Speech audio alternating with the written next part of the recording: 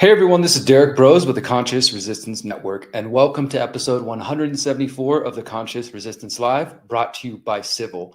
Tonight, we got a special show. I've got about 6 stories we're going to cover on this Christmas week.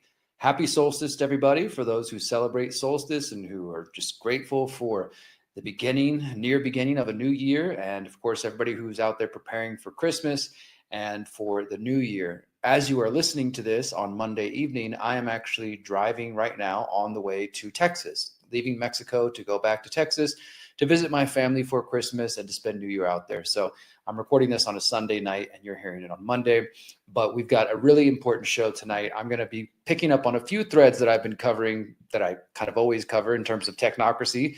But the stories for tonight, we're going to be talking about the Epstein files being released. And yes, I know that's everywhere right now, but I'm going to talk about a couple things that you probably haven't heard about. Of course, the Clintons have a role in this, a man named Stanley Pottinger that you may not be aware of. And then we're also going to talk about the fact that the Technocratic Trump Gaza takeover is continuing, this time under Trump's son-in-law, Jared Kushner, which, I mean, honestly, many of us knew this was coming. Then the third story, we're going to talk about how the MAHA backstabbing continues, despite some people, including good friends of mine, celebrating certain efforts by the MAHA movement and Robert F. Kennedy Jr., which I'm willing to say, hey, there are some good things that may have been done. I think overall, though, it is another sort of, it's a misdirection, and it's just another case of people being fooled because you're putting your faith in politicians and politics and thinking that that's going to save you. Our fourth story, we're going to talk about FCC Commissioner Brendan Carr, who I've been covering the last few weeks and who I recently wrote an article on.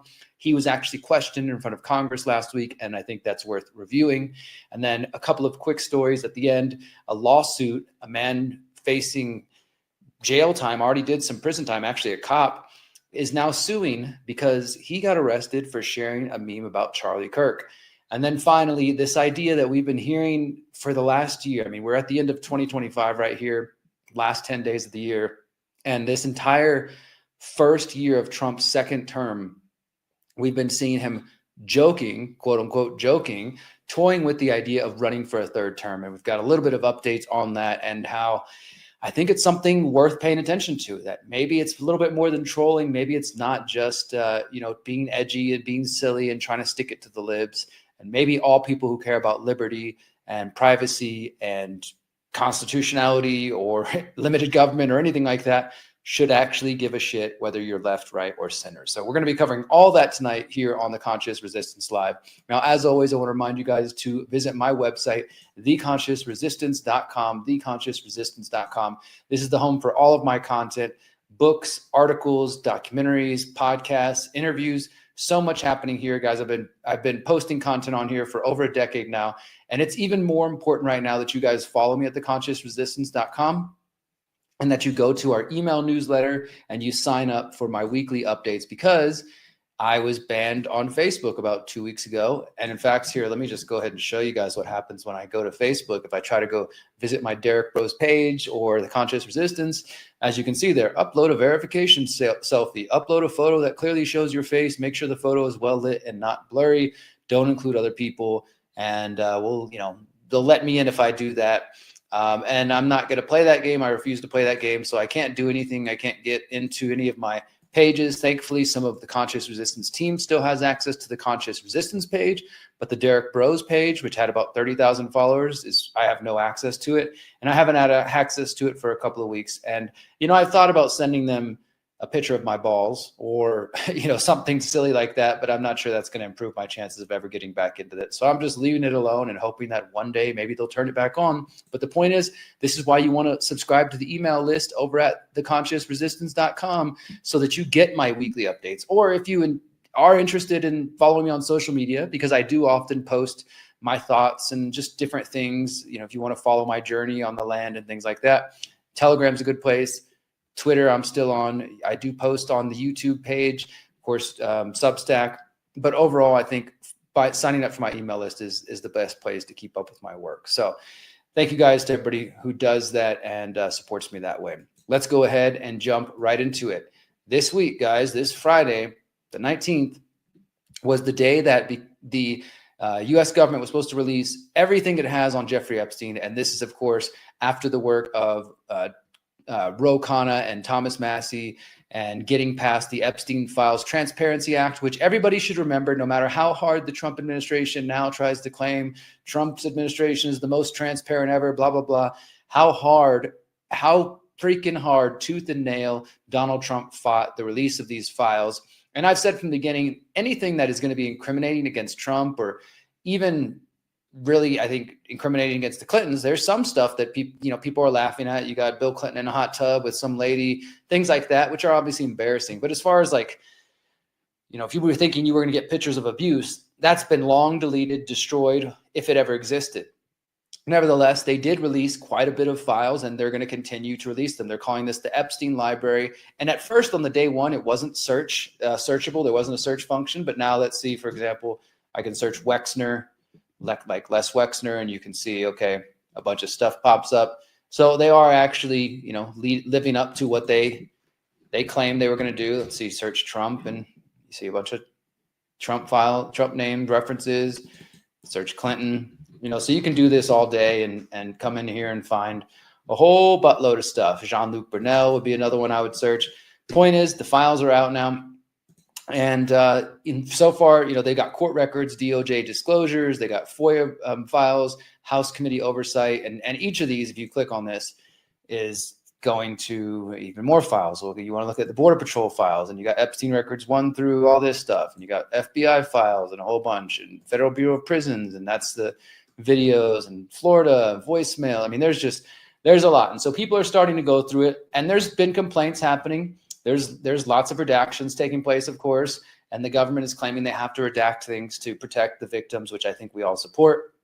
So we will see in the coming weeks if anything really worth talking about. I mean, so far it's just been okay, for example, Michael Jackson and Bill Clinton pictures, and Jeffrey Epstein with Michael Jackson. One that I think is worth at least briefly mentioning: Brett Ratner, Jean-Luc Brunel. Brett Ratner is, of course, the guy behind Rush Hour, and most recently, he's the director working on the Melania Trump documentary, which Trump really advocated for. And Brett Ratner was actually canceled a few years ago after several women accused him of abusing them and sexually assaulting them.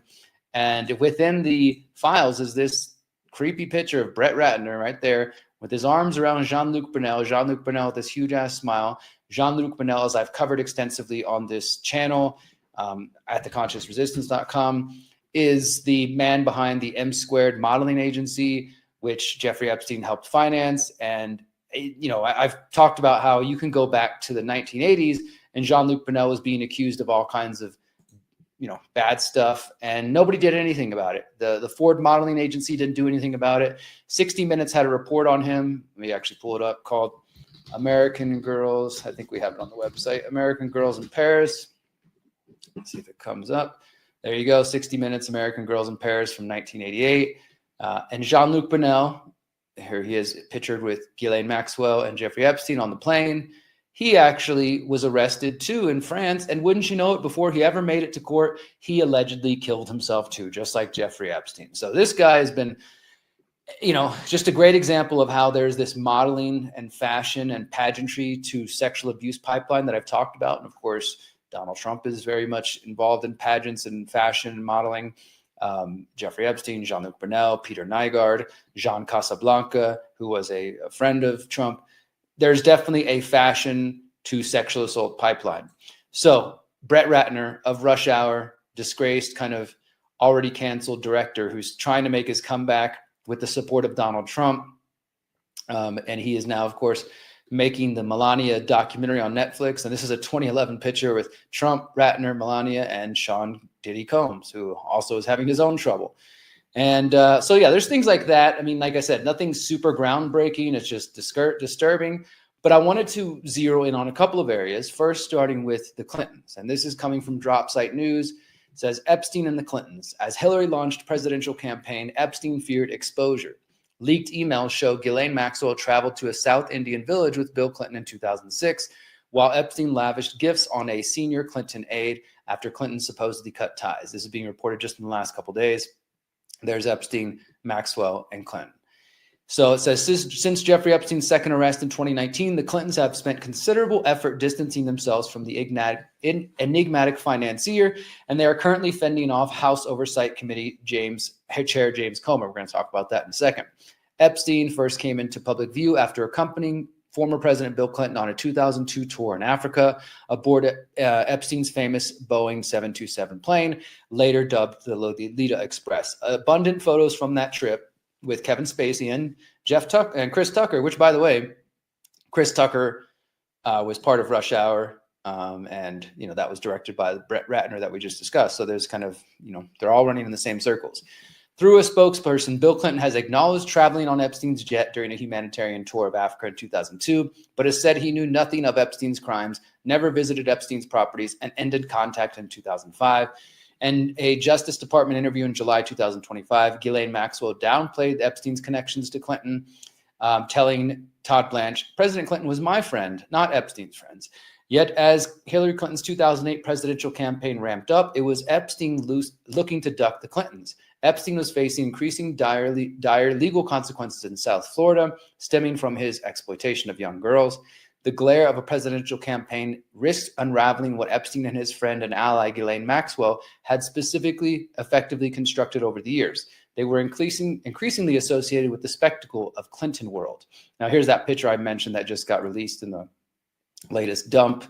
Bill Clinton sitting there chilling, looking super relaxed with some woman whose face is blacked out. Could it be Hillary Clinton? Maybe so. I doubt it.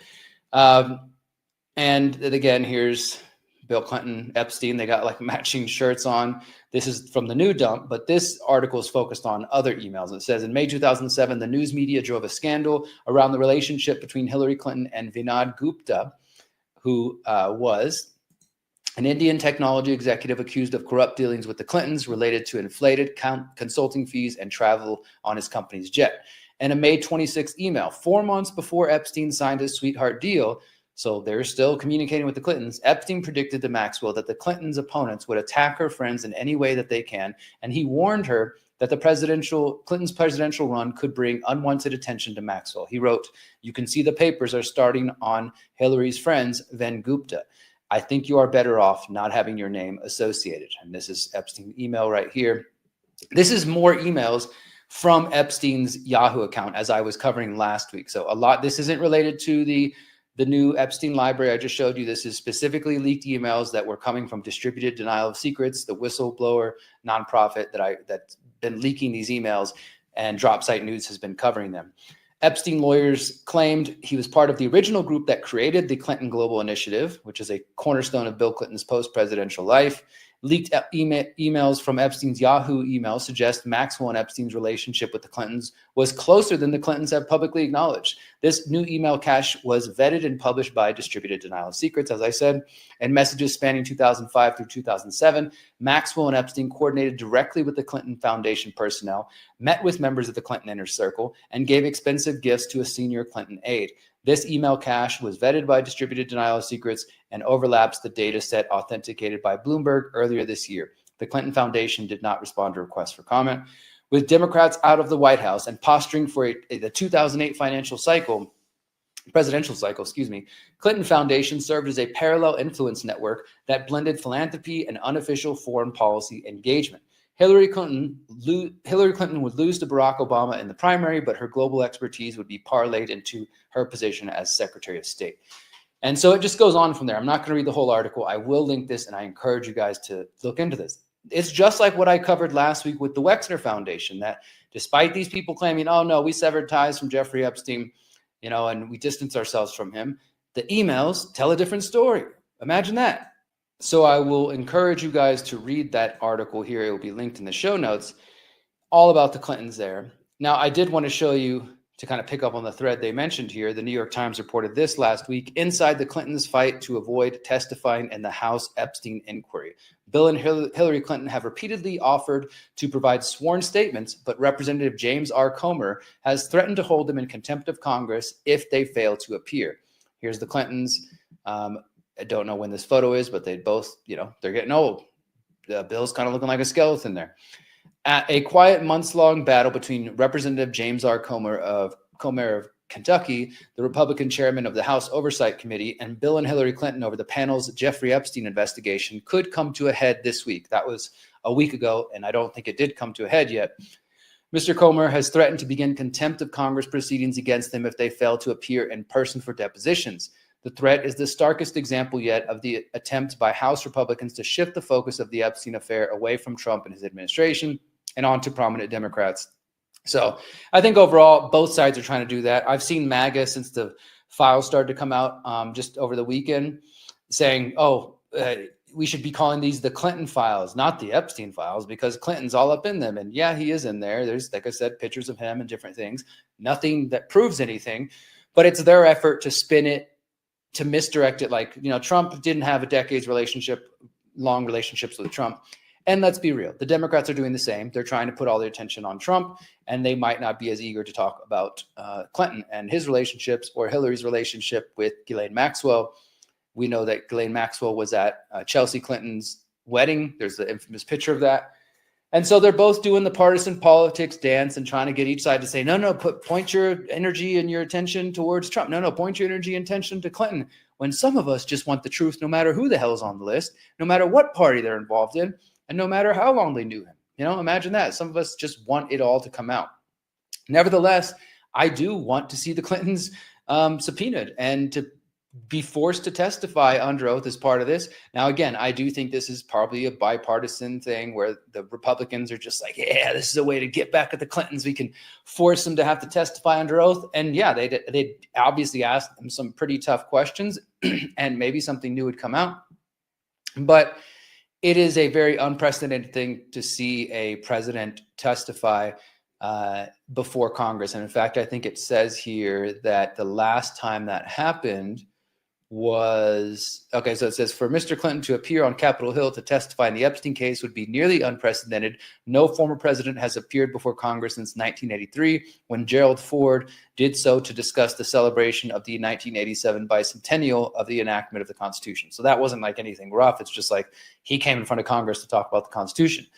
Trump was subpoenaed by the January 6th committee under Biden in 2002 while he was out of office. He sued the panel to try to block it, and the panel ultimately withdrew it. So even Trump wasn't forced to testify under a subpoena before Congress. And I'm sure Trump would have fought it tooth and nail, he did, just like they're doing. And eventually the committee gave up. They probably will get up in this, but hey, you know what? It makes for a lot of great soap opera drama, doesn't it? Oh, the Clintons, are they finally going to get forced to testify? Are we finally going to get all the secrets about Pizzagate and all the, the tunnels underground and whatever else? Like, it's just keeping people's energy and attention on this. And I'm not saying we shouldn't be paying attention to it, because like I said, I would love to see the Clintons questioned. And if something came out of it that's important and worthwhile, great.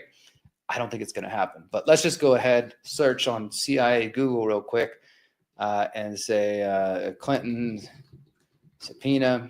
Let's see what the latest is on this, if there's any updates. And the news here from CIA Google.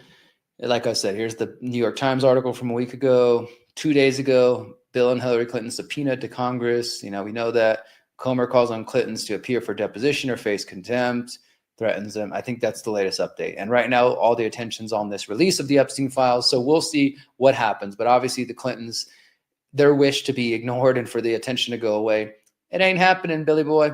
Hopefully, if you did something dirty, it'll come out. Now, to shift gears here for a moment while we stay on Epstein, I wanted to show you this article, which is fairly long. It's from the New York Times Magazine, which is different from the New York Times newspaper proper. It's, there's different teams and stuff like that. But this is actually a good article. It is super long. I don't think most of you will read it. I encourage you to, because for a mainstream article, I think it does the best job I've seen. The 4 different journalists who worked on this. It says these journalists have been investigating Epstein since 2019. They interviewed dozens of his former colleagues, girlfriends, business partners, and others. They dug through archives, reviewed photos and notes and emails, and scoured thousands of pages of public records. They're doing the real work here. And this is one of the most, I'd say, comprehensive, besides Whitney Webb's work, especially for the mainstream, most comprehensive reports on all the different connections that Epstein has from finance. It's mainly focused on the finance. Of course, he was very big into the finance world, and it does talk about Les Wexner. It does talk about some other things. It's called Scams, Schemes, Ruthless Cons, the untold story of how Jeffrey Epstein got rich. For years, rumors swirled about where his wealth came from. A Times investigation reveals the truth of how a college dropout clawed his way to the pinnacle of American finance and society. Now, of course, this is a mainstream report, and they do a reasonable job here, but we're not going to cover this whole thing, and I wouldn't claim every single thing in this is gospel and should be taken, because I think they don't go deep enough, which is what the mainstream will do. They'll give you a piece of the pie, but they won't let you know the whole thing. But I want you to go to this article and search Pottinger. Stanley Pottinger. And so this comes about, I think, a quarter of the way through the article. And it says here, Epstein had been spending extravagantly, and despite his lofty compensation at Bear Stearns, so this is covering the period when he was at Bear Stearns financial firm, he found himself strapped, even occasionally bouncing rent checks. Back in New York, he joined forces with John Stanley Pottinger, a lawyer who had recently left a senior post in the Justice Department. Remember that, Pottinger worked for the government. Epstein, Pottinger, and Pottinger's brother rented a penthouse office in the Hotel St. Moritz on Central Park South. According to Epstein's friend Bob Gold, Epstein and the Pottingers pitched tax avoidance strategies to wealthy clients, including some whom Gold believed Epstein met through Bear Stearns. This short-lived partnership has not been previously reported. I don't know if that's true, and is especially notable because decades later, Pottinger would team up with Bradley Edwards is the attorney whom I've interviewed, that many of you had seen my interview back in 2019. He was one of the lead attorneys defending the women, the alleged victims of Jeffrey Epstein. So it's especially notable because decades later, Pottinger would team up with Brad Edwards to represent scores of women who accused Epstein of sexually abusing them. So this has long been a contentious point by some researchers who bring this up, that Brad Edwards, the hero attorney who wrote the book Relentless Pursuit, he was actually working with this attorney, Stanley Pottinger, who had a business relationship with Jeffrey Epstein, and who Pottinger worked with the U.S. government, and some people suspect was actually a CIA agent, and I think it was all but confirmed that he was a CIA agent. Brad Edwards mentioned this several times in his book, that he was like, I think he was like a 007 type character. And the Times notes here, Edwards told us that he knew only that Pottinger and Epstein briefly shared an office, not that they were in business together. Pottinger would later say he met Epstein through a client. Okay, so Edwards is saying he didn't even know about this. And it goes on. I think that's all the mentions. It's just seven times that they mention Pottinger. Yeah, they're all right here in these two paragraphs, and that's pretty much the end. So interesting that they note that. They note a couple of details again.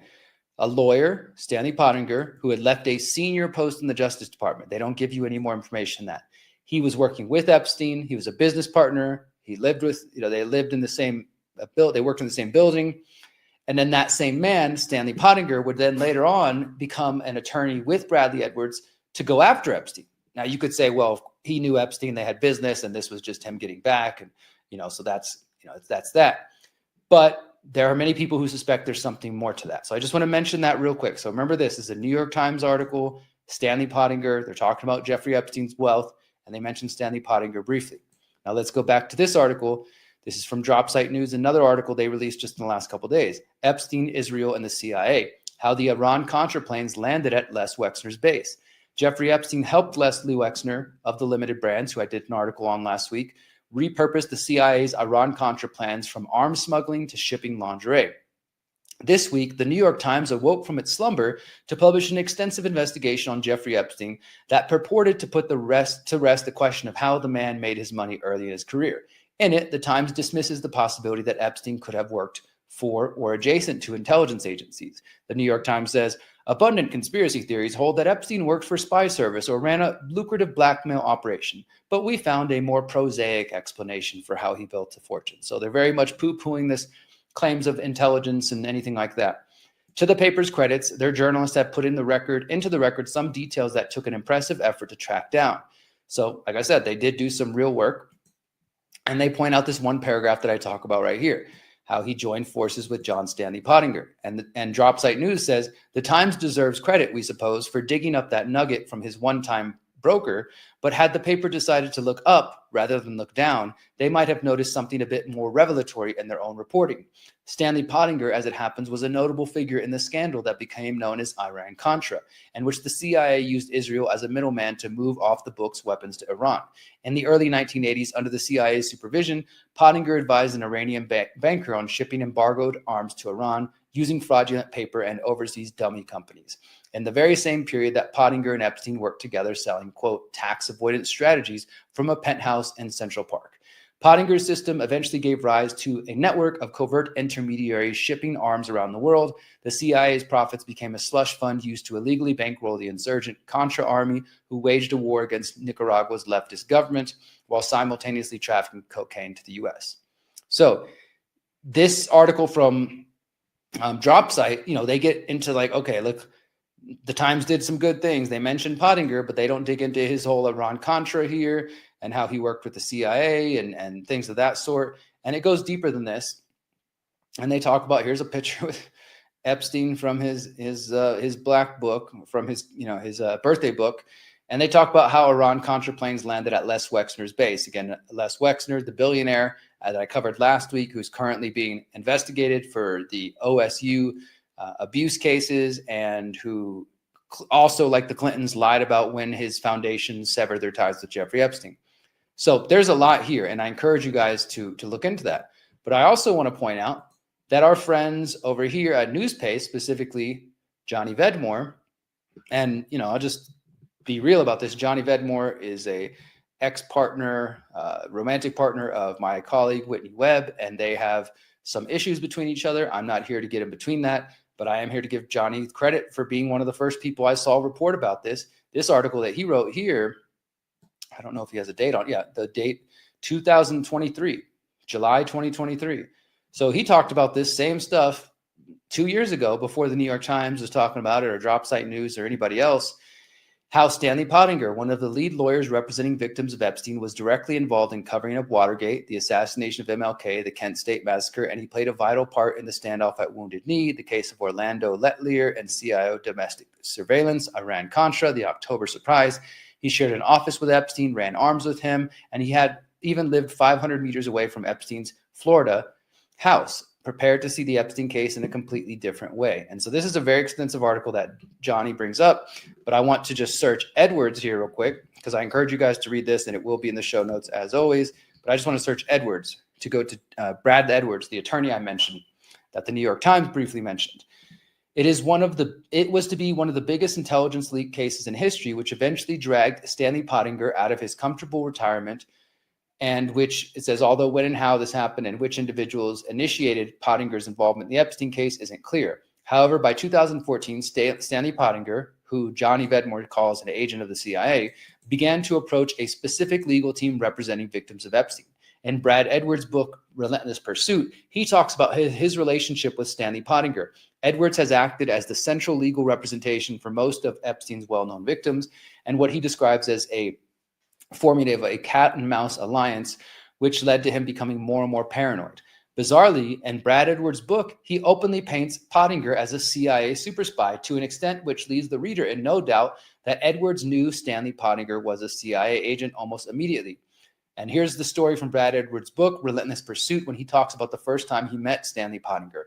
I was at home in bed at 11:30 on a Friday night when my phone rang. As soon as I said hello, the voice on the other went into a wind-up that eventually became familiar. Let me introduce myself, the caller said. My name is Stan Pottinger. I'm sure you get a lot of crazy calls about this subject matter, Jeffrey Epstein, but hear me out. I have a civil rights practice in New York. Before that, I was the Assistant Attorney General for the Civil Rights Division at the Justice Department in Washington. In addition to my own current work, I sometimes work on cases with Derrick Broze, who's another attorney for Epstein's victims. I've been contacted to represent one of the victims of Jeffrey Epstein and have told David about it. We understand that you're the expert and we don't want to reinvent the wheel. I'm calling to see if it makes sense to work together.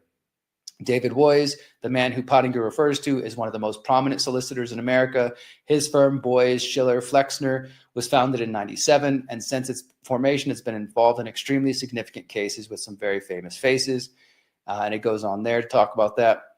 So there's more references to this. There's definitely several references, and he goes on to talk about how David Broze was also had some CIA connections or some weird connections. David Broze had become a trusted lawyer for the establishment. And even though he was representing some of the victims of Jeffrey Epstein, he still decided to represent Harvey Weinstein when the movie mogul was accused of sexual assault. Kind of interesting to represent victims of sexual assault in one case and to represent a man who's accused of sexual assault.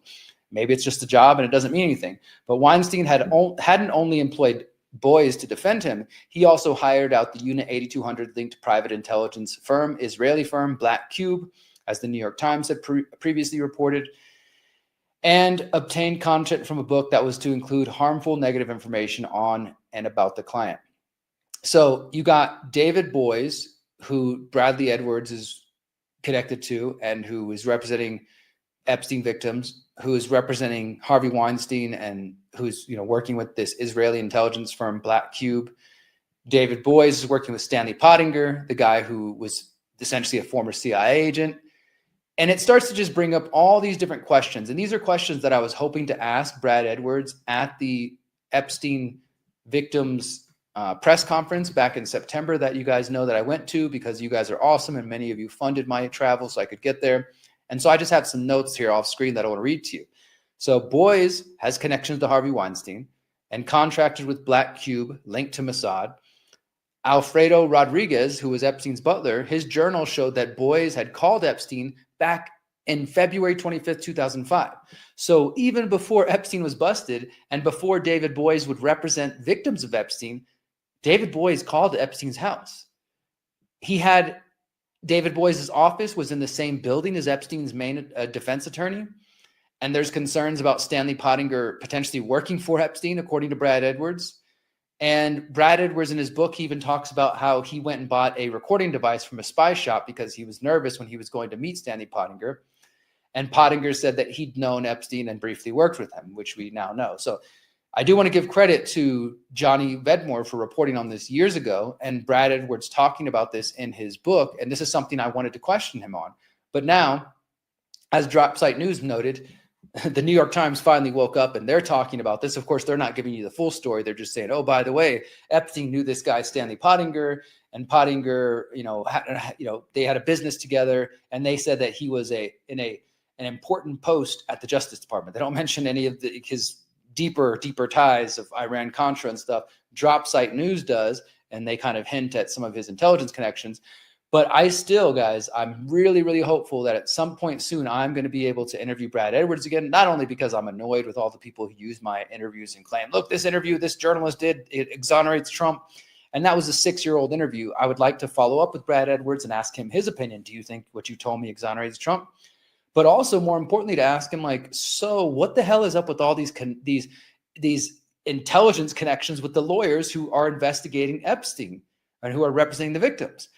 And that brings up all kinds of questions in my mind. I know some of you are very skeptical of a lot of the alleged victims, and you say this is just people who are out to get money. They're not actually victims. Other people will think that maybe the whole thing is like a honeypot, and it's just, sure, Epstein maybe worked for intelligence, but now the people who are coming after him are also part of intelligence, and they're filing these lawsuits to get money for alleged victims, which could just be money laundering and different. I mean, it's like, I don't know. I don't claim to know. But there's a lot more to this puzzle than people even realize. Yes, the sexual abuse is an important piece of the puzzle, but it's deeper, my friends. And so again, credit to Johnny Vedmore talking about this years ago. Credit to Whitney Webb for One Nation Under Blackmail.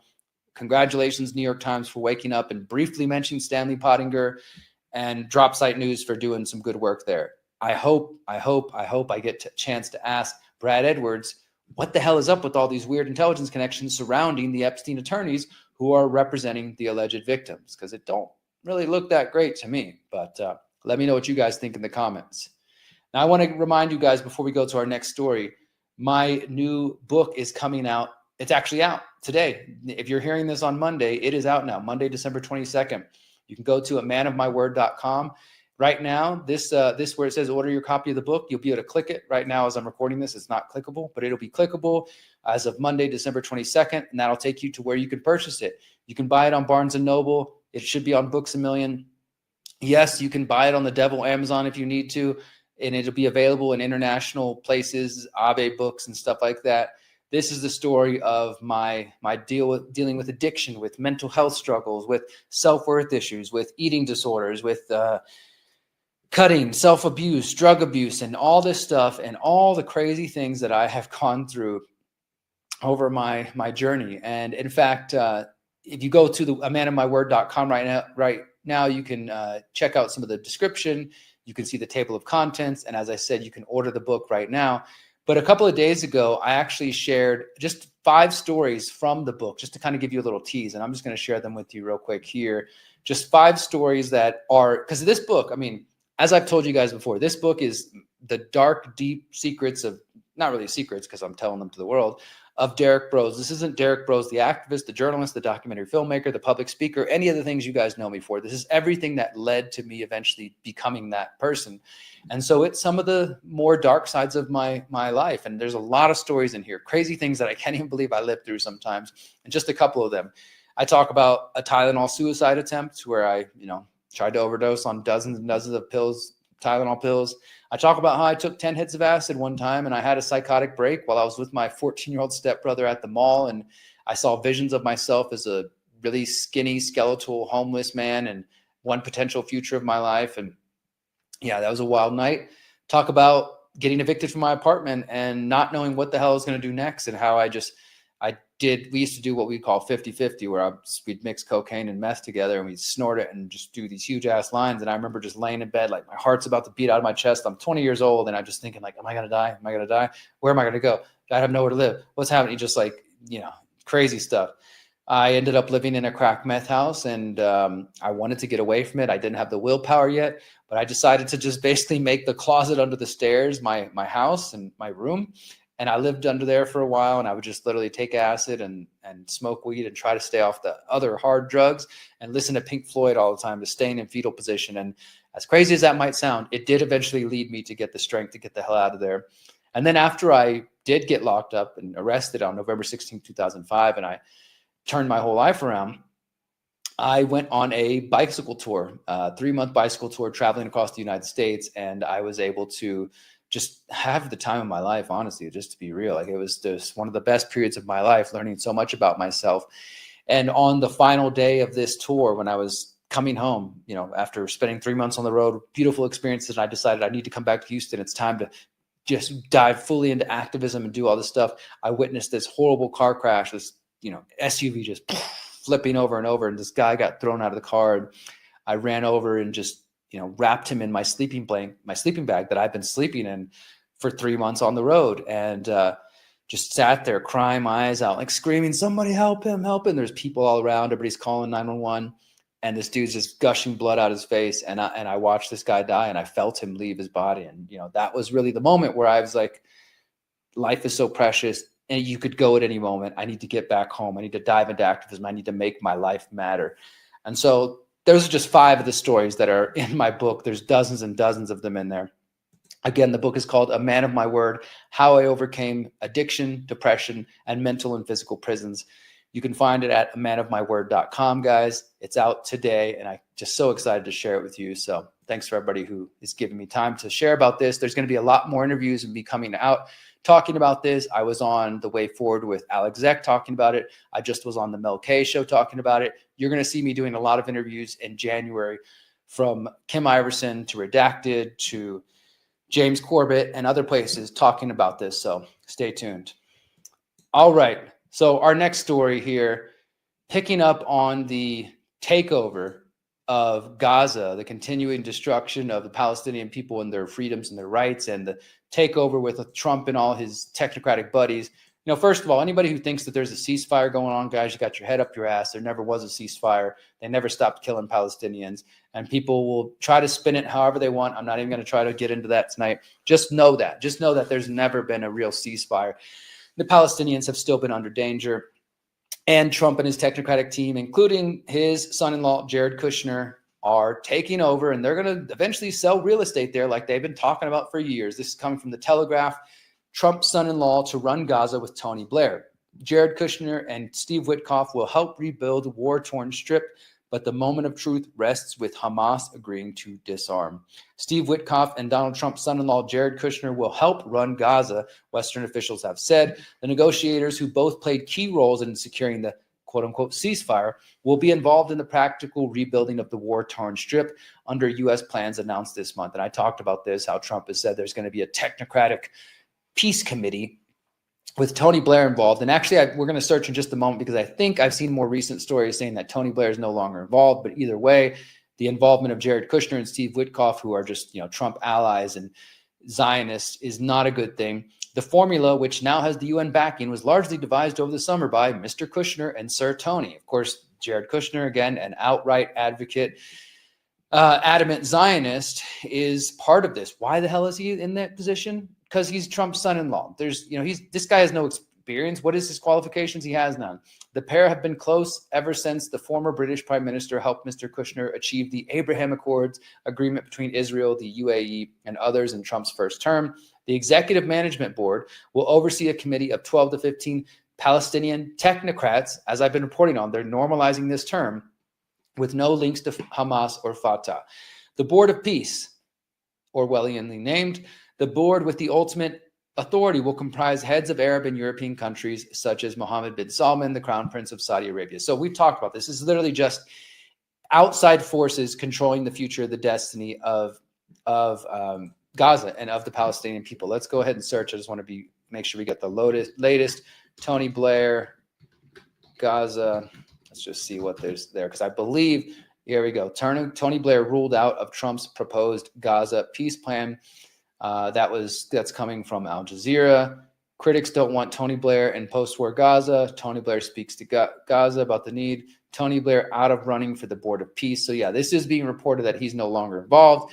Nevertheless, I would still suspect that the Tony Blair Global Institute, which I reported on a couple of weeks ago, a month or two ago, is still going to have some role. Blair was the only figure named for the board when Donald Trump announced the 20-point plan to end Israel's war on Gaza. Tony Blair has been dropped from consideration for a proposed U.S.-led Board of Peace, according to the Financial Times. Blair was the only figure named for the board. So this is, again, only one source. Diplomats from several Arab and Muslim states objected to Blair's involvement. The Financial Times reported on Monday, as British Prime Minister, Blair strongly supported the U.S.-led so-called war of terror, and sent tens of thousands of British troops to join the U.S.-led invasion of Iraq in 2003. So they're saying there's some pushback. The Tony Blair Institute, they don't like him and they want him out. We'll see. But either way, the point is that whether it's Jared Kushner, Steve Witkoff, Tony Blair, or whoever the hell else is on this Board of Peace, it's not going to be good for the Palestinian people. The project includes proposals. Oh no, here it talks about this. The Institute, Tony Blair Institute, was involved with a project which was led by Israeli business figures developing, quote, day after plans for Gaza alongside Israel business figures. This is what I mentioned before. And Trump has actually posted, you might remember a few months back, this AI video of him and Netanyahu and Elon Musk like on the beaches of Gaza after they redevelop it. The project included proposals for a coastal resort called Trump Riviera and a manufacturing hub named after Elon Musk.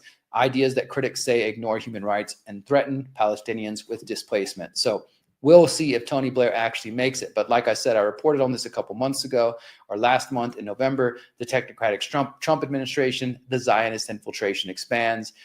The Adelsons and the Zionists take over TikTok. I talked about that.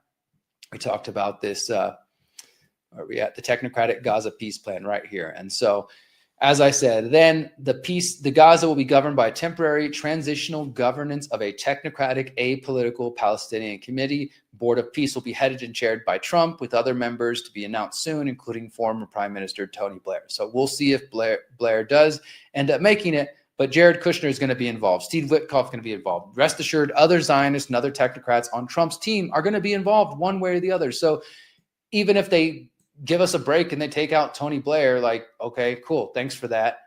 The other people you've got involved aren't much better. I don't think it's going to be a huge win for the Palestinian people. And I'm sorry to say, but I think this is one of the saddest developments of 2025. 2025 has been a big year in a lot of ways. A lot of, I think, some positive developments, a lot of bad things, and the takeover of Gaza and the celebrating of it as some sort of peace movement is, I think, one of the worst developments of 2025. Now, I want you to just take a moment to look at the woman on screen here embracing Donald Trump.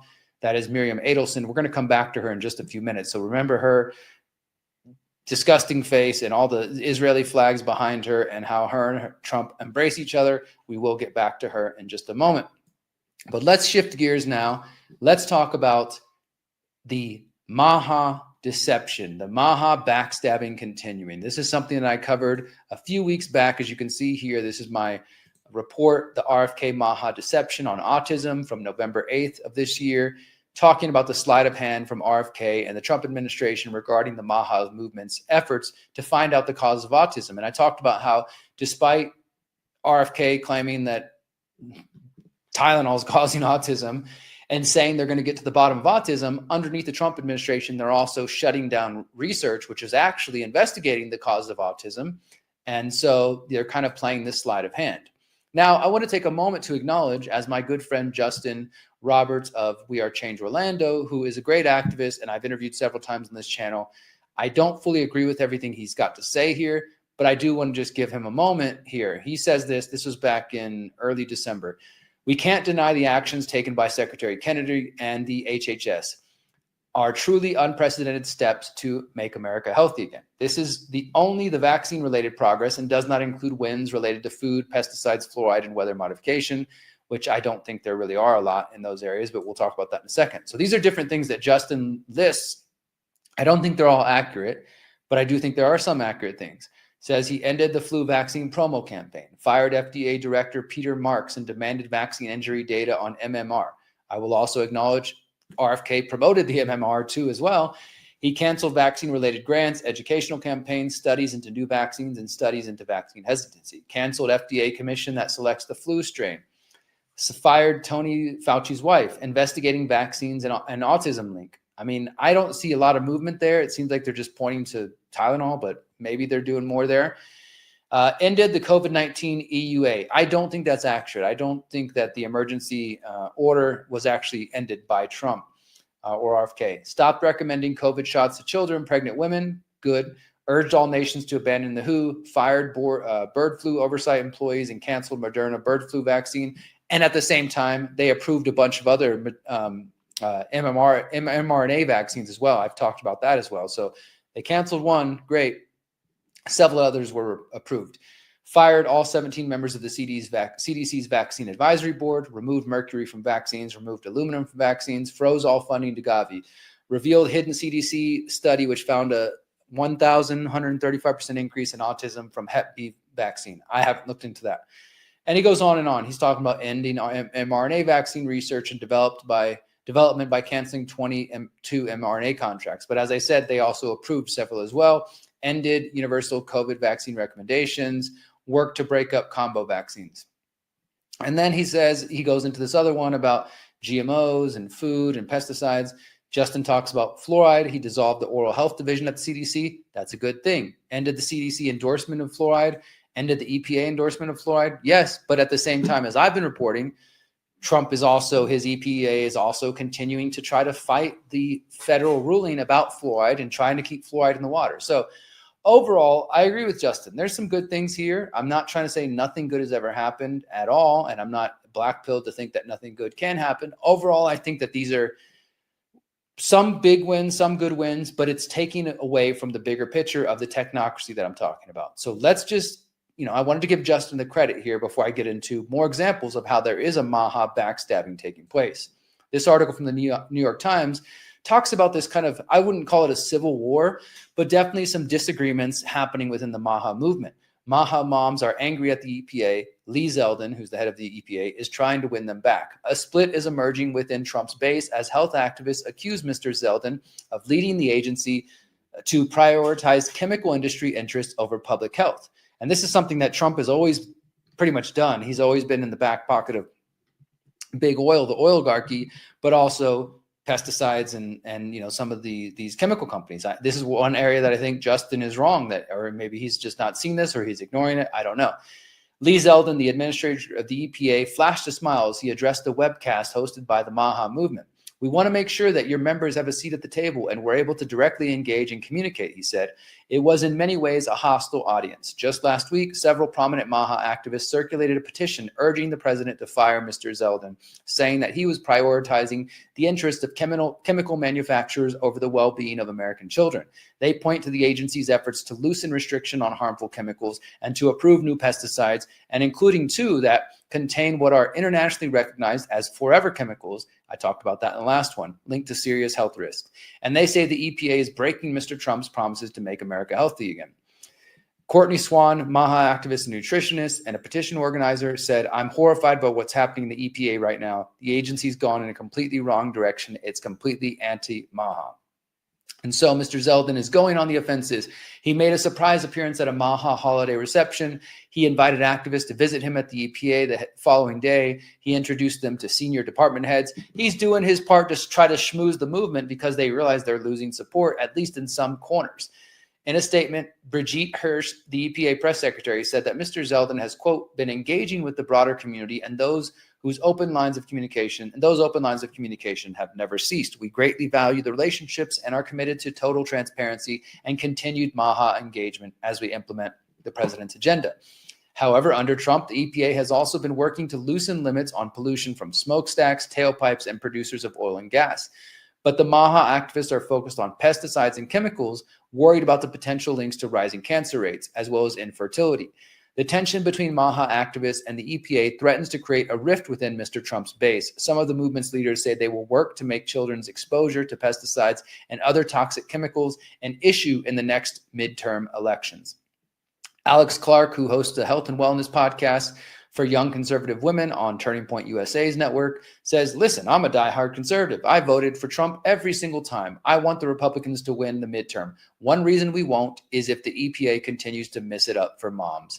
Ms. Clark and other activists are particularly upset that the EPA has appointed several former chemical industry executives and lobbyists to senior roles who are overseeing pesticides and toxic chemicals, including Nancy Beck, a former senior director at the American Chemistry Council, which represents chemical manufacturers and is running the office that oversees chemical safety. We also got Len Dekleva, former senior director at the same organization. Kyle Kunkler, the top lobbyist for the soybean industry, now oversees pesticides. And of course, we know pesticides are sprayed heavily on GMO soybeans. So of course, this guy's not going to say, hey, pesticides are bad. MAHA activists see this as evidence of corporate influence. For example, an action plan released by Mr. Kennedy's Make America Healthy Again Commission excluded ways to reduce exposure to pesticides. Why would they do that, guys? This was after an earlier report singled out as harmful two widely used pesticides, including glyphosate and atrazine, have been linked to adverse health outcomes. So there's clear inconsistencies here. I think I've read enough from this article. I will put it in the show notes, but it's just showing how there is this rift in MAHA. And again, you could argue that's just the New York Times trying to fracture our movement. We need to, stick by each other and stick by Trump. No, you need to be objective. You need to be real. You don't need to be cult members. And if the man you voted for, whether that's Donald Trump or you voted for Donald Trump because of RFK, isn't sticking with the truth of what's going on, then you need to call it out, my friends. You need to call it out as loud and proud as you can, because it is not a good thing. All right. So if there is a rift in MAHA, let's be real about it. Let's talk about it. Let's call it out. I think that's just what you got to do. Now, I want to show you one other article also from the Times that kind of points out to a little bit more of these details. Starting with formaldehyde, Trump administration reassesses chemical risk. A draft, this is reported December 10th, so just a week and a half ago. A draft memo from the EPA assumes a safe threshold exists for formaldehyde, which is upending earlier findings that says there's no safe level of exposure to the carcinogen. The Trump administration is proposing to almost double what's considered safe exposure levels to formaldehyde, a cancer-causing chemical found in many consumer products, as part of a broader overhaul of its approach to regulating carcinogens. The EPA under Biden had for the first time prepared to regulate formaldehyde based on the fundamental assumption that there is virtually no safe level of exposure for such carcinogens. But in a win for the chemical industry, the EPA under Trump is changing that. A draft memo published by the agency this month says that there is a safe threshold for formaldehyde. Regulating formaldehyde has been highly contentious because it is used in products such as furniture and clothes, and so many different industries would be affected by it. So guess what? Those industries probably lobbied for Trump to reverse this Biden potential measure. There's a few things that Biden or whoever had their hand up his butt that was being his puppet master did that are actually good that Trump is reversing. And I know it's really hard for some of you guys to imagine that or to say that. That's not to say that Biden was a hero or anything. But occasionally these puppets do some good things, and Trump seems to be reversing them, particularly as it relates to the environment.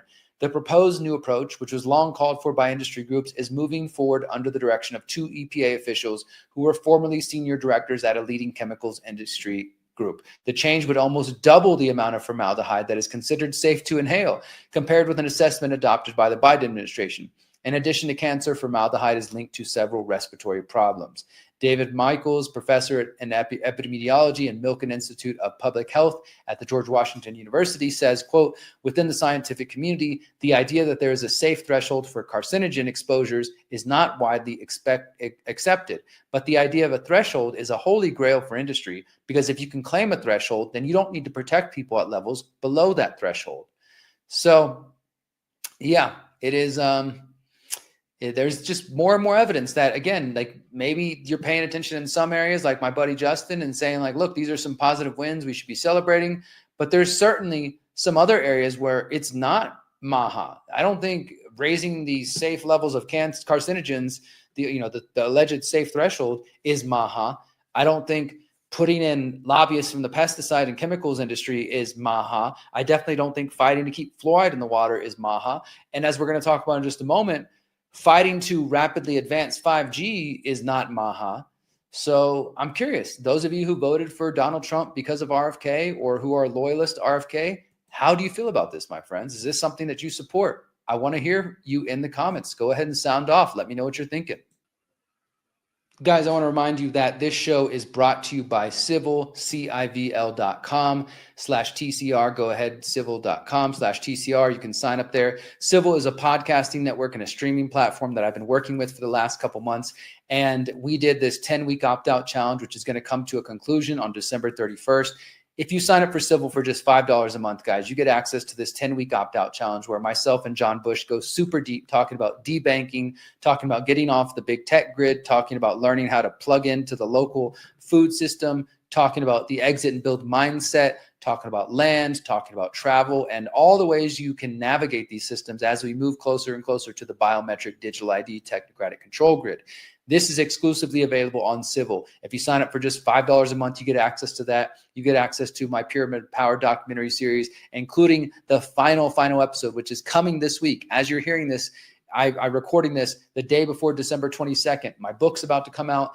The final episode of the Pyramid of Power is going to come out, but it's going to be exclusively available on Civil for 5 weeks. That means if you're not on Civil, you can see it in the new year in late January 2026. But if you want to be the first to see it and get access to this 10-week opt-out challenge, go to civil.com, civl.com/TCR, sign up for just $5 a month. Or if you want to do the annual pass for $50 a year, you get their entire library of all kinds of content, documentaries, podcasts. You're going to get the Pyramid of Power first. You get the 10-week opt-out challenge. And you can use the code TCR20 to get a 20% discount off that annual subscription, guys. I'm very excited and just proud to continue working with Civil. I hope we work together in 2026 because it's been a nice partnership. It's been financially beneficial for me, which is nice. And it's also been cool to work with people who want to invest in me and my work and my message. And so if you want to continue to support me, you want to support Civil, you want to get access to all kinds of cool content, go to civil.com/TCR. Check out this 10-week opt-out challenge, guys. All right. So I've been reporting on the push to race to 5G. Let me show you my article I put up at TLAV just about a week ago. Last American Vagabond. I wrote this article about Brendan Carr. Here you can see it right here. Trump's FCC seeks to strip even more local control over 5G rollout. Talking about how the FCC and the U.S. Congress, they're trying to pass like 15 different bills which would expand 5G and extremely limit the ability for local governments, cities, counties, municipalities to regulate 5G small cells. And Trump is, trying to prevent cities and towns and municipalities from regulating AI as well, because the two things go together. 5G, AI data centers, 5G and 6G. Of course, all this ties into the bigger picture of surveillance, the biodigital convergence, attacks on your body, your mind. And so there's a lot of different arguments against it. There's environmental arguments, there's local power arguments, there's health concerns, et cetera, it's surveillance concerns, et cetera. So Brendan Carr, that gentleman on the left side of the screen with Donald Trump, as I told you guys in this article, I questioned him several times back in 2019 in Houston. He ran away from me like a little girl. And he is also the guy who a couple months back was responsible for taking down Jimmy Kimmel. And again, you don't have to like Jimmy Kimmel, but when you hear this guy say, we can do this the easy way or the hard way, and then Kimmel gets canceled, it's not a good thing. That's not good for the people, my friends. So last week, Brendan Carr was brought in front of the Senate Commerce Committee about the FCC for 3 hours, and he was questioned all kinds of different topics. But there was a section where he was actually questioned about Jimmy Kimmel and the censorship. This was on December 17th. So I'm going to play a clip from this hearing. It is about, let me pull it up. It's about 7 minutes long. So it's a little bit long, but I think it's worth listening to. Again, this is the FCC Commissioner Brendan Carr being questioned. I can't remember the name of the politician questioning him, but listen to the exchange. I think it's important. And then also I want to acknowledge at the end of this, towards the end of this clip, so Carr is the chair. He's the head of the 3-member FCC commission, but there's also 2 other members. And one of them is, I think, a Democrat for, whatever that's worth. Her name is Ana Gomez, and she seems to actually have a little bit of a brain, even though she also comes from the wireless industry. And she calls out Carr. And as I quoted her in my article, the one I just showed you guys about 5G, and she basically said the FCC doesn't have the authority to try to regulate what local bodies can do about 5G. Unfortunately, 5G doesn't get mentioned in this panel. I listened to it and I searched through it, the transcript. I didn't see anything about it. But nevertheless, there's some pretty good questioning of Carr here about the Jimmy Kimmel thing and about censorship. So let's go ahead and play this clip. Like I said, it's about 7 minutes long, and I'll be back and we're going to continue. We got 2 more stories to get into, but I think this is worth your time. So check this out. Brendan Carr, chair of the FCC, getting questioned about Jimmy Kimmel, and Ana Gomez, FCC commissioner as well, responding. Check it out. Chair Carr, in 2019, you tweeted, I'm just going to quote your words directly from the tweet. You said, quote, "Should the government censor speech it doesn't like? Of course not. The FCC does not have a roving mandate to police speech in the name of the public interest." End of quote. That was your tweet in 2019. And I'll say I agree with that. I think that was a good tweet in 2019. I think government censorship is absolutely dangerous to our democracy. In fact, according to a book which you may have read, How Democracies Die, written by 2 eminent political scientists, historically one of the key markers of a slide towards authoritarianism is attacks on freedom of the press. Part of the playbook, we've seen it over and over again. And that's why I was concerned about your actions this year, this fall alone. You have suggested that the FCC go after broadcasters that do not punish comedians. We've heard that here in the hearing. That do not punish comedians who make comments that the president doesn't like. In one case, you specifically mentioned the broadcaster's public interest obligation. You said, quote, in this instance, quote, "We can do this the easy way, or we can do this the hard way," unquote. That may have been a line I saw in The Godfather. I'm not sure, but that's it's pretty similar to that. When you threatened to use the FCC to do the very thing you said in 2019 that the FCC shouldn't ever do, be a roving censor. So I hate to say this, but ensuring broadcasters are operating, quote, in the public interest, I don't believe that means ensuring that no one on TV is ever mean to the president or says something the president may not like.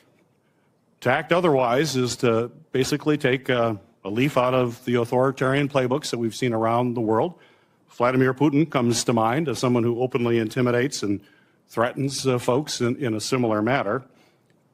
And this can't happen, not in our democracy. So I'm just going to ask you just a simple yes or no question. Will you commit here today that you will not move to revoke any media license for broadcasters or retaliate in any way against broadcast companies merely for choosing to host content that is critical of the president or says something that he may not like? Yes or no? Very simple.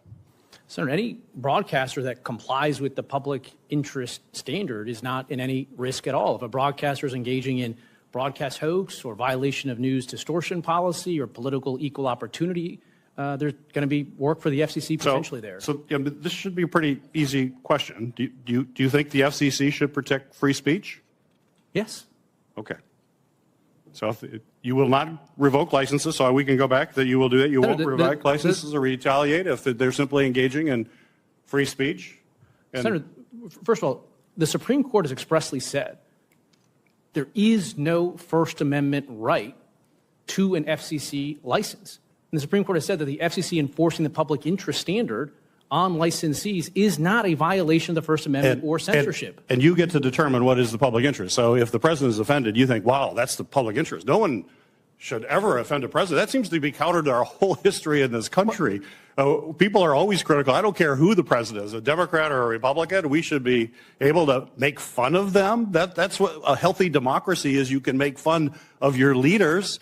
I'm trying to kind of speak truth to power. So I don't understand that.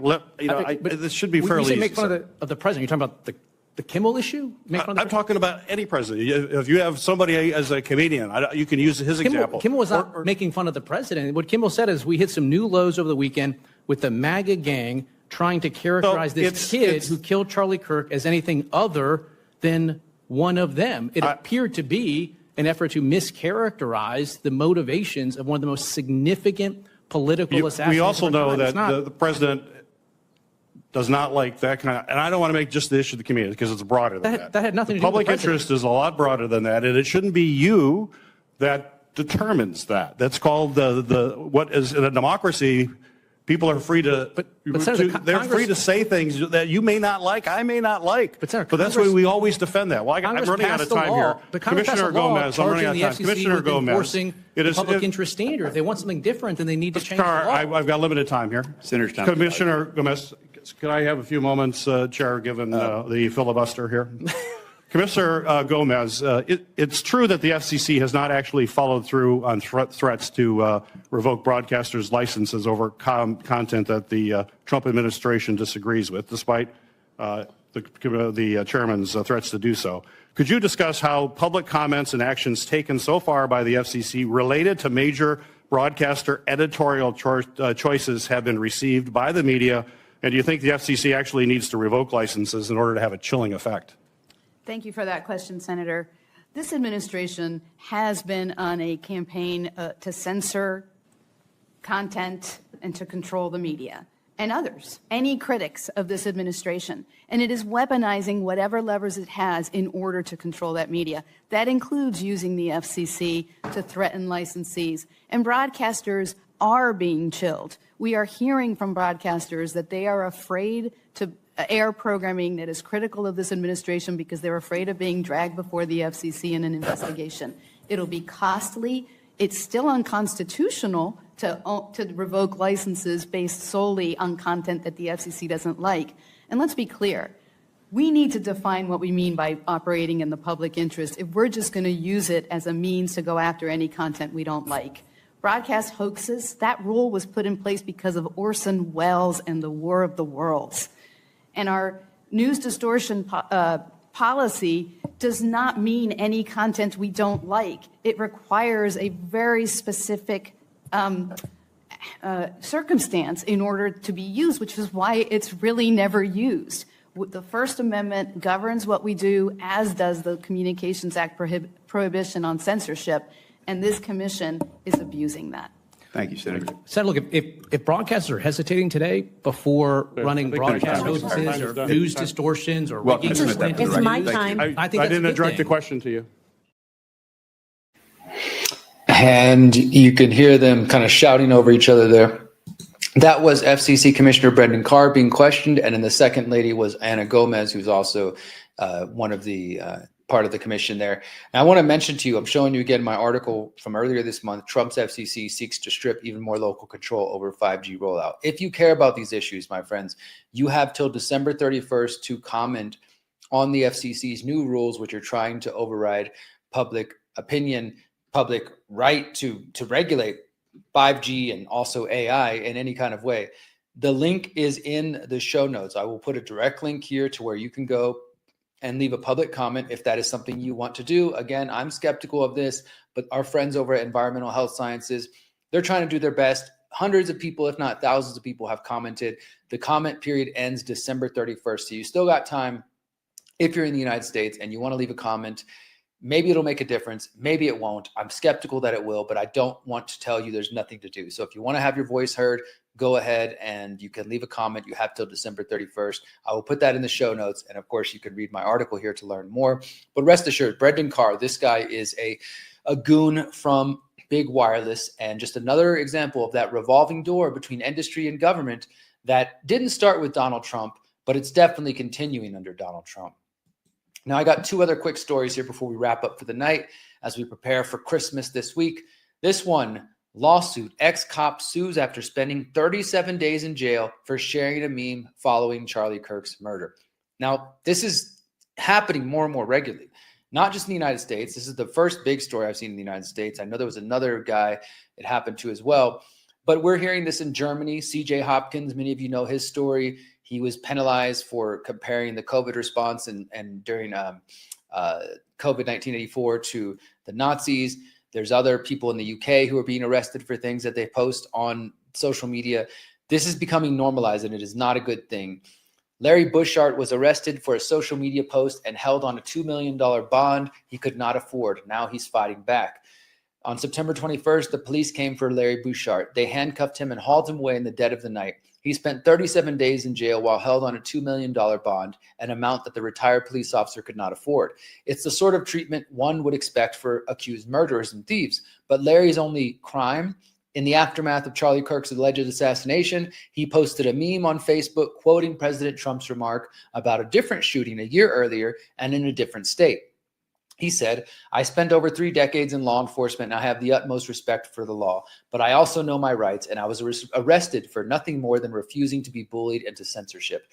Today, with the help of the Foundation for Individual Rights and Expression, Larry filed a federal civil rights lawsuit against Sheriff Nick Weems in Perry County, Tennessee, for violating his constitutional right in retaliation for his protected speech." Fire senior attorney Adam Steinbaugh says, "If police can come to your door in the middle of the night and put you behind bars based on nothing more than an entirely false and contrived interpretation of a Facebook post, then no one's First Amendment rights are safe." His ordeal began when he commented on a Facebook post for a Charlie Kirk vigil in Perry County, and the meme, which he did not create, used a picture of Donald Trump quoting him, saying, "We have to get over it," following the January 2024 school shooting at Perry High School in Iowa, and included in the commentary, "This seems relevant today." So here's the meme. We'll put it up on screen. This is the meme that Larry Bushart shared with the comment, "This seems relevant today," and it's Trump saying, "We have to get over it." Donald Trump on the Perry High School mass shooting one day after. Now, this guy is in Perry County, Tennessee. Yeah, Perry County, Tennessee. And the meme is about Perry County, Iowa, I believe they said. Let me just double check here. Yeah, I think it said in Iowa. But nevertheless, they freaked out. He says Weems concocted basically the police said that him sharing this was, going to create fear and panic, and the sheriff concocted the pretext that because the meme referenced the 2024 Perry shooting in Iowa, it could be interpreted as a threat against Perry County High School in Tennessee, which doesn't make any sense. I don't understand how this meme talking about Trump making a quote about a school shooting in Perry, Iowa would be interpreted as putting children in danger in Perry, Tennessee. Nevertheless, at his request, the local police first visited Larry's home around 8 p.m. to inform him the sheriff's office might be in contact with him. Body cam footage indicates the officer was just as confused as Larry was.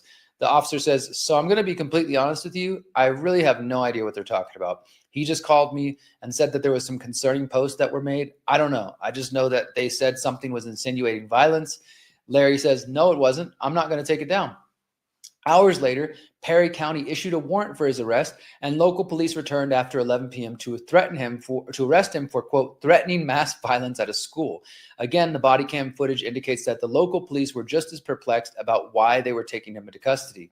"I threatened no one," he told him. "I may have been an asshole, but," and then the officer finishes his sentence, "That's not illegal." Based on the sheriff's flimsy justification alone, Larry was locked up for over a month. He lost his job and missed his wedding anniversary as well as the birth of his grandchild. Amazingly, the sheriff later admitted that he knew that at the time of the arrest, that Larry's post used a pre-existing meme and was not threatening a local high school.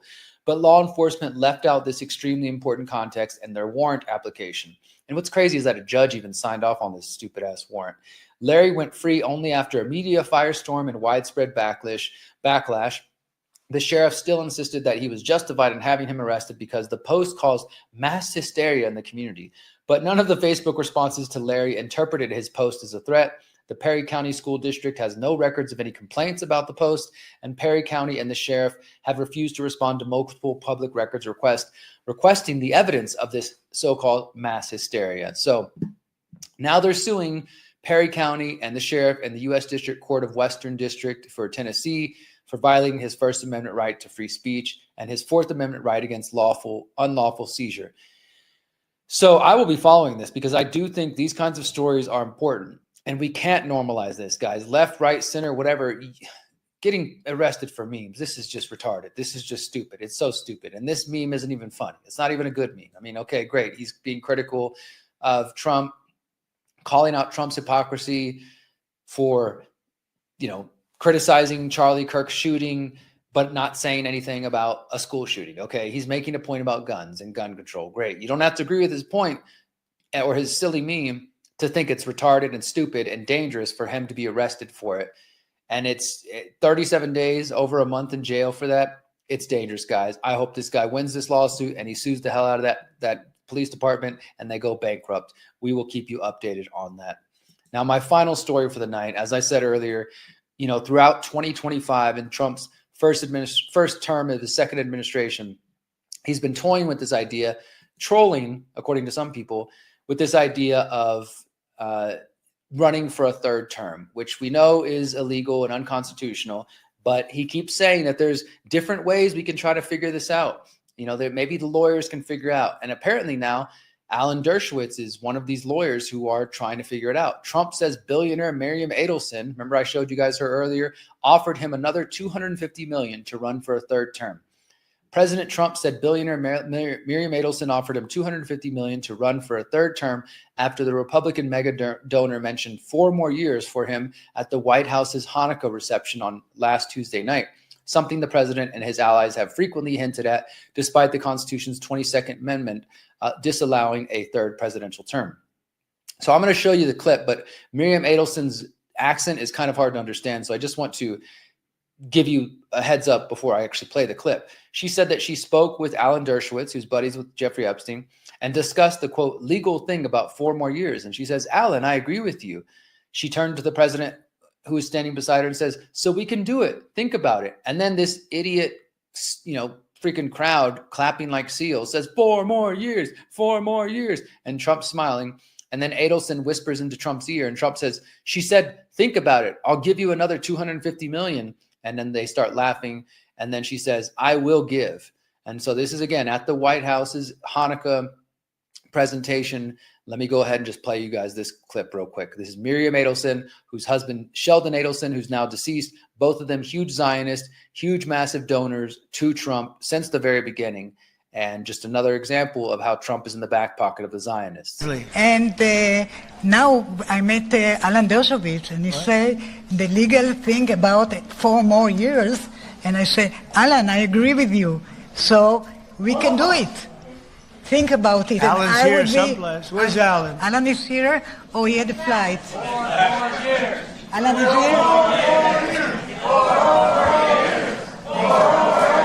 Think about it. Thank you. Maybe I will be the first one who told me, or second. Yeah. She said, think about it. I'll give you another 250. I will give. But her husband, Sheldon, was an amazing guy. 4 more years. I mean, I think that says it as all right there. Like, people are actually supporting this. Don't be one of these people. Don't be an idiot. I know most of my crowd is not those kind of people, but the fact that we even have people out there in the MAGA movement who think that they care about freedom and the Constitution and liberty who are cheering this on is extremely, extremely dangerous, my friends. You need to push back against this. And it's not just about Donald Trump. This isn't about having Trump derangement syndrome. look, and I'm not even the biggest constitutionalist, but there are certain norms that shouldn't be violated, because once they're violated, there's no going back. If Trump is allowed to run again, or they figure out some freaking loophole, or the Supreme Court allows it, which they probably would side with Trump, it's not going to be good for the people. Trump is a tyrant. He's a puppet, but he's definitely a tyrant and authoritarian in waiting. And if he was to do it, somebody else might do it. And even if he doesn't do it, just the fact that the water's being tested and that they're selling Trump 2028 hats and that some people are celebrating it says that we are already in dangerous territory, that there's a lot of people who want an authoritarian, who they want to lick his boots. They want to worship the authority. And we've seen that for a while. And it's very, very dangerous, my friends. I implore you guys not to support this and not to celebrate it and not to just dismiss it as just trolling either. I don't think he's playing. This dude's shared memes of himself as the Pope, as a king, all this kind of scary, crazy stuff, and playing with the idea of running for a presidential term again. Hell no. All right, guys, if you want to support the Conscious Resistance, one of the best ways to do this is to go to our website. I know it's about to be Christmas. You can still get people a late Christmas gift or a New Year's gift. You can go pick up our shirts. We got all kinds of good messages, positive messages. These are very empowering. They are conversation starters. You are beautiful. You are powerful. You are free. No masters, no slaves. Revolution without healing is a recipe for a disaster. You are a creator. Liberate all life. Check it out. Get yourself some. Rock them. I promise you, people will talk to you. You can start up a conversation. You can send them to the website, and they will begin their own journey down the rabbit hole to question the world. This is one of the best ways to support us. So please do in 2025 and 2026, guys, at theconsciousresistance.com. Go to our shop here. You can find the t-shirts, and of course, you can find my books. Now, as we wrap up, I just want to remind you, the final episode of the Pyramid of Power is about to drop. I haven't even seen the final episode. I've seen the rough draft. I've seen different clips of it. We're getting so close. Shout out to my editor who's working so hard, man. I know you're kicking butt over there, and to everybody on the team who's helping make it happen, to bring my words and my research to life.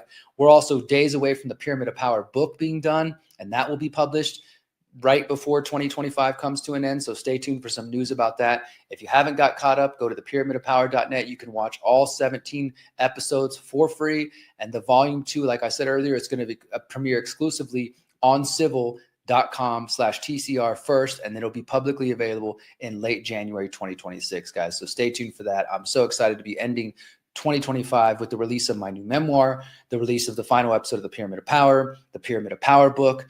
I'm going to be putting out some new music soon as well. Feels good. Feels good to accomplish my goals, and I couldn't do it without you guys. And if you want to keep supporting me, like I said, you can buy shirts. You can also go to theconsciousresistance.com/invest. This is where you can see my P.O. box. Send me some cash in the mail. Send me some love mail. Send me some hate mail. Sign up on Substack for support. Sign up on Buy Me a Coffee. You can send me crypto donations as well. And I'm so grateful to each of you guys. I really hope that going forward, as we start to wrap up for 2026, that you guys are thinking about what's coming, because we all know, you hear me talk about it. I know you hear other channels, digital IDs, biometrics, travel restrictions, wars on the horizon, false flags. What do you go on and on and on about this stuff? But what are you doing for your family, my friends? I've been, beating this message for a while. I wrote about it back in 2020, how to opt out of the technocratic state. I've done a 10-week opt-out challenge. I did a free exit and build 45-day challenge. I'm doing everything I can to try to get you guys to realize we need to take steps to not depend on the politicians, to not depend on the courts, to exit from these systems as quick and as soon as possible while you still have time. Not only that, I'm trying to lead by example. I've got my own land. I'm harvesting avocados. We're going to be building our hempcrete houses in 2026. I'm trying to show you that this is possible. And I encourage you, I implore you, I invite you, I humbly encourage you guys to stop following politicians, to stop thinking that somebody else is going to come save you, and to take responsibility for your own life. If you haven't done it in 2025, make it your New Year's resolution for 2026, guys. We got big things coming in 2026. Next week, for the final episode of the year, we're going to do a review on the biggest stories of 2026 and what I see ahead for 2026 as well. And also, I want to continue to ask you guys, what kind of content do you want from me in 2026? Should I continue to do this show every Monday, breaking down the important news stories from my nuanced, objective perspective? Should I focus on bringing back the Activation podcast and doing only solutions-focused interviews? Should I focus just on documentaries?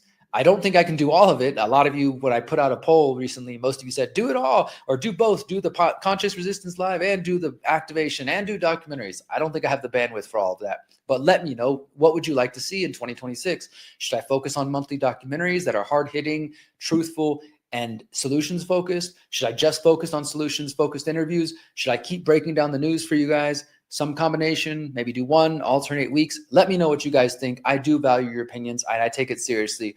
As always, you can reach out to me at derrick@theconsciousresistance.com if you've got any other thoughts you'd like to share with me. And we're going to end tonight with a music video from Nattali Rize. I recently interviewed Nattali. You guys can see this at theconsciousresistance.com. She is an amazing artist. She's also going to be performing at the People's Reset coming up January 28th, February 1st.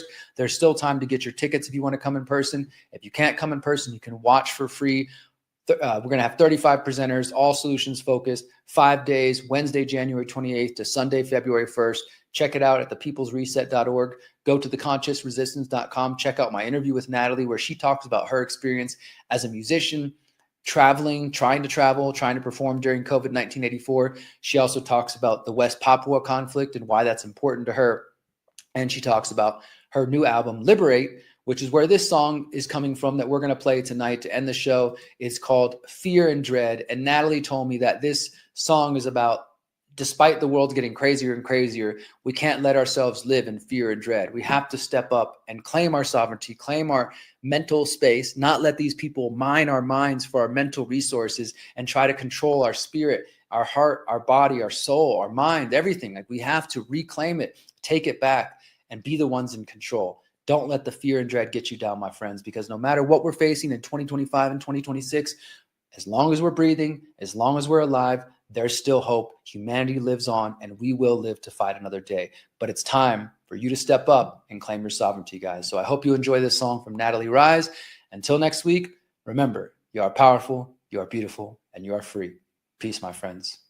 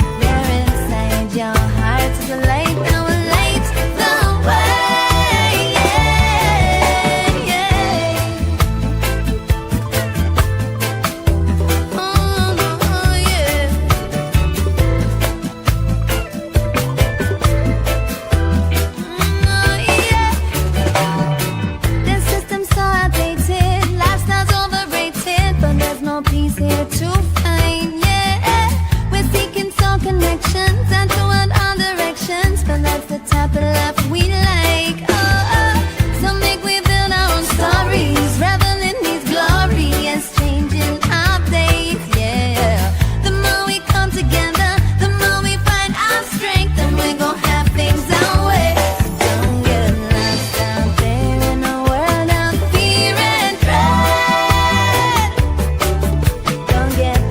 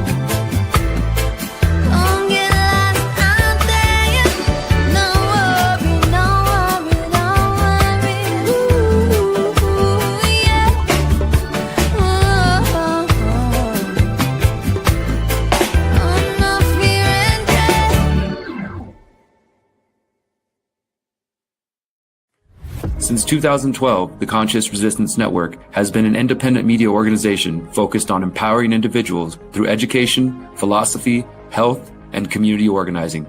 We work to create a world where corporate and state power do not rule over the lives of free human beings. Our motto is leading by example and helping others in their pursuit of freedom. Visit theconsciousresistance.com to find our articles, documentaries, interviews, podcasts, books, and more. Remember, you are powerful, you are beautiful, and you are free.